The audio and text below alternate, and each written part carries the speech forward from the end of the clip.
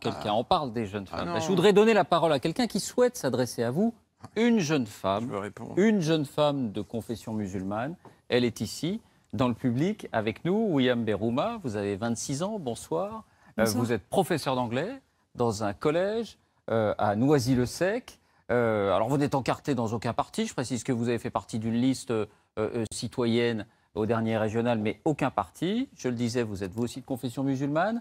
Et c'est sur ce sujet de la religion, justement, que vous voulez vous adresser à Alain Finkielkraut. Que souhaitez-vous lui dire? Que souhaitez-vous lui demander? Alors, bonsoir à tous. Bonsoir, Monsieur Pujadas. Bonsoir aux invités et bonsoir au public. Je vais aller droit au but et je vais essayer de faire court.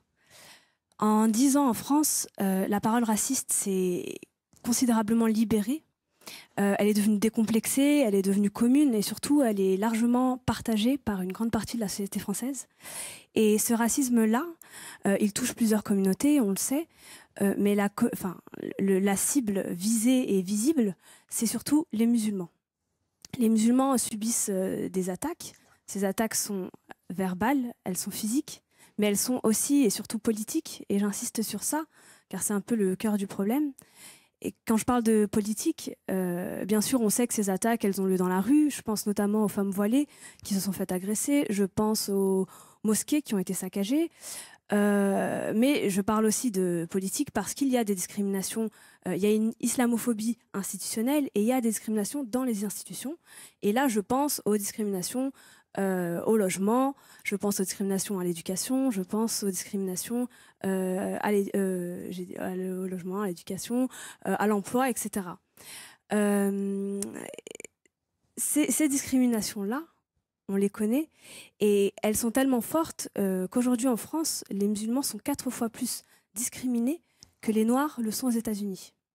D'ailleurs, hier, on apprenait par le ministère de l'Intérieur que les musulmans, enfin les attaques islamophobes envers les musulmans ont augmenté de 300% en cette année. Madame Berouma, simplement, que souhaitez-vous dire à Alain Finkielkraut? Est-ce que vous avez entendu une parole raciste ici? Je souhaiterais contextualiser mon propos. Oui, j'en ai entendu, mais je souhaiterais quand même contextualiser. Alors allez-y, droit au but, comme vous dites. Par rapport au débat.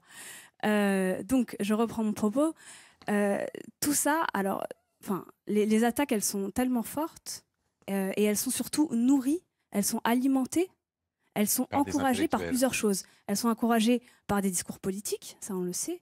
Elles sont aussi encouragées par des pseudo-intellectuels qui en parlent et qui font des analyses. Et elles sont enfin encouragées par des médias qui traitent l'information de manière totalement biaisée, de sorte à faire du musulman l'ennemi de l'intérieur.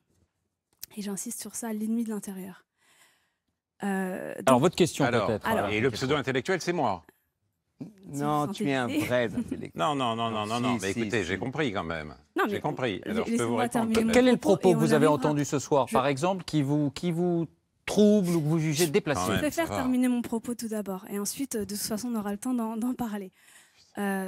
Donc, je disais que tout ça a été nourri et alimenté. Et moi, en tant que musulmane, je le vois tous les jours et je ne peux que constater ce climat nauséabond dans lequel je vis.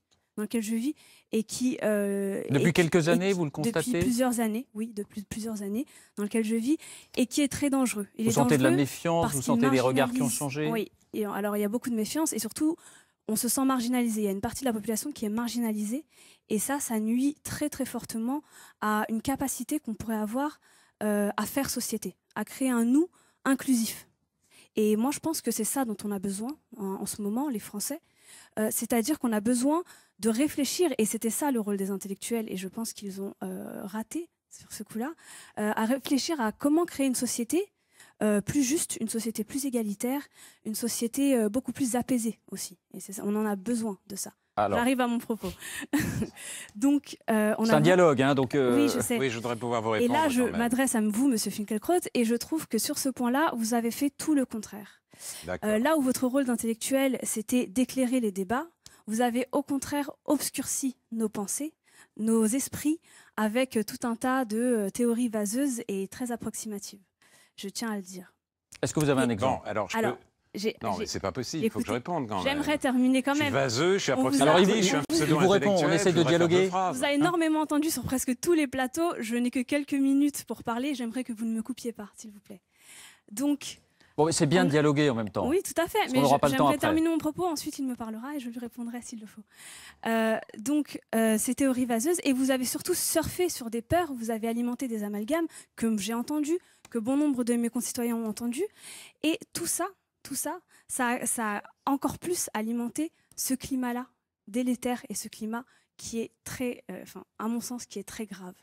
Et vous avez surtout, ce qui est pour moi le pire, vous êtes octroyé le droit de parler d'islam, de parler des musulmans et de parler des quartiers populaires, alors que vous n'en avez ni les compétences, ni la légitimité. Bon, merci. Je n'ai pas terminé, je souhaite terminer. Non, là, on va lui laisser vous répondre, s'il vous plaît. Il faut que ce soit un dialogue, faut que ce soit... C'est pas possible, écoutez. Alors, je vous rassure, monsieur Finkielkraut, je vous rassure, vous allez me répondre tout de suite.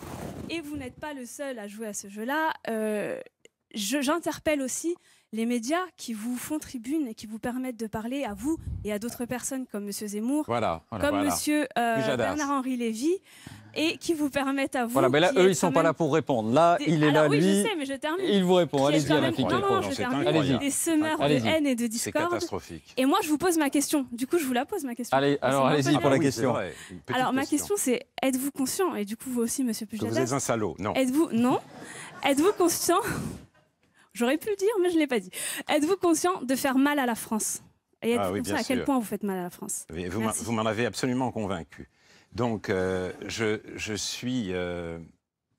dois vous dire, absolument accablé par ce que je viens d'entendre. L'une des forces spirituelles de l'Europe, ça a été sa capacité de se remettre en question, de ne pas persister dans sa fatuité. Il y a malheureusement, parmi les musulmans, je dis bien parmi les musulmans, une tendance tout à fait contraire. On se replie sur une susceptibilité à fleur de peau et on cherche à toute chose un coupable extérieur. Et c'est véritablement dommage, car l'occasion, si vous voulez, ça s'impose aujourd'hui. Une remise en question de l'islam par lui-même est absolument indispensable. Et, je dois dire, un certain nombre d'intellectuels musulmans le font.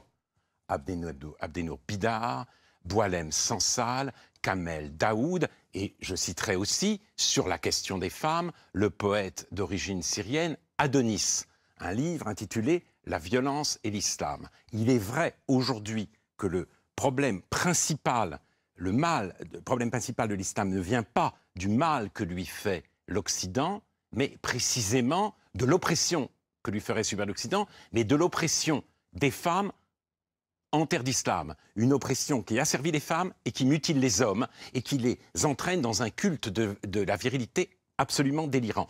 Il est important de le dire. Heureusement, certains intellectuels musulmans le font, mais à dénoncer, si vous voulez, sans cesse l'islamophobie, dès lors qu'on tient un discours un peu critique, on s'installe dans le grief et dans la plainte. Et moi, je serais d'accord avec madame pour dénoncer le racisme, mais tous les racismes, c'est des proches qui disaient « je m'inscrirai à SAS Racisme le jour où on mettra racisme au pluriel ». Je voudrais rappeler qu'il y a eu sur FR3, le jeudi 22 octobre, un documentaire sur les profs en territoire perdu de la République.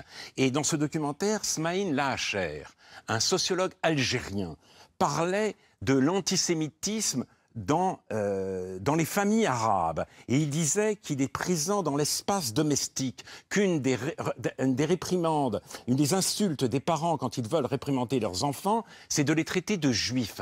Et il dit cet antisémitisme, il est comme l'air qu'on respire. Voilà une réalité avec laquelle il faut se confronter. Évidemment, il ne s'agit pas d'incriminer toute une population, toute une culture, toute une communauté. La preuve, c'est Smaïn Lahacher qui le dit. Mais essayons, là, c'est pour ça que je reprends la phrase, nous sommes tous dans le même bateau, essayons ensemble de faire face à toutes ces réalités, à toutes ces formes d'exclusion, mais cette façon, si vous voulez, d'insulter quelqu'un qui essaye de regarder la réalité en face, sincèrement, ça ne nous aide pas et ça a quelque chose d'absolument désespérant. William Berouma. Oui, c'est bon. Du coup, je vais vous répondre, mais je ne vais pas perdre de temps parce que pour moi, vous n'avez pas répondu à ma question. Vous me parlez des femmes à l'extérieur de la France. Moi, je suis une femme française et musulmane et je vous parle en mon nom. Donc, je ne vois pas du tout pourquoi vous me parlez d'autre chose. Ça ne me concerne pas. Je parle de ce qui se passe en France. Ensuite, je parle de l'association Ni pute ni soumise. Je parle de ce qui se passe en France. Eh bien, moi, je vous parle de moi et je ne me sens pas opprimée et pourtant, je suis musulmane. Donc, de quel droit parlez-vous de cela? Ensuite, je vais vous dire... Je pense même pas que je vais perdre mon temps à répondre. Je vais plutôt vous dire, il y a une vidéo qui tourne sur vous sur Internet où vous criez à Monsieur Dafri, taisez-vous, taisez-vous. Je vais vous dire, moi, pour le bien de la France, je vous dis la même chose. Taisez-vous, Monsieur Filken-Kroll. Voilà, c'est merveilleux, vous l'avez invité. Alors, je voudrais quand même, une toute petite réponse. C'est très intéressant, si vous voulez. En effet, sur une vidéo qui tourne sur YouTube, je dis taisez-vous. C'était dans des conditions tout à fait particulières. Je suis invité chez TADI. Personne n'a vu cette vidéo, oui, donc on va peut-être pas... Alors je vais vous dire, si, tout le monde l'a vu. Des millions de personnes l'ont vu. Des millions de personnes l'ont vu. Tu m'as dit aussi taisez-vous à moi. Ouais, je le dis à tout le monde.